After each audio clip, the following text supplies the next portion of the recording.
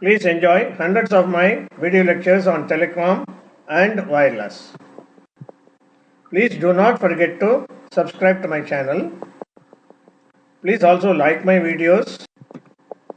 Please share my channel with your friends and colleagues. Thank you.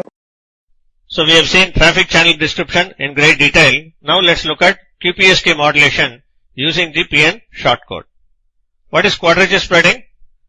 Quadrature spreading is employed in the IS 2000 standard both in IS 95 systems and also CDMA 2000 systems. The quadrature spreading ensures that the other user interference appears as though it has both random phase and amplitude information. That is, the unwanted interference becomes merely noise. Let's look at the figure. In the transmitter, user data is multiplied by the in-phase PNI and a quadrature PNQ sequences. There are two sequences, PNI which is in-phase and PNQ which is quadrature.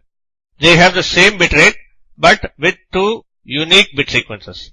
The generation of these two PNI and PNQ sequences are shown in this figure.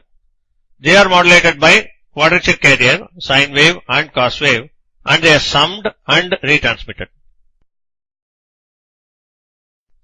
Let's look at the next figure that's on your screen. What is complex spreading?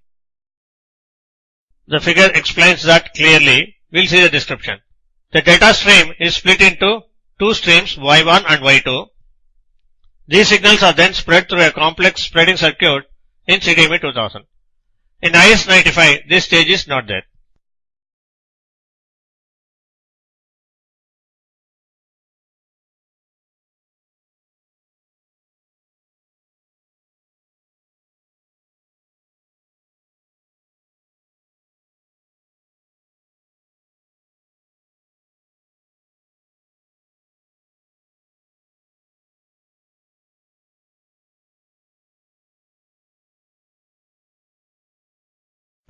The complex spreading reduces the peak to average ratio of the signal, and this helps in reducing the power levels for transmission.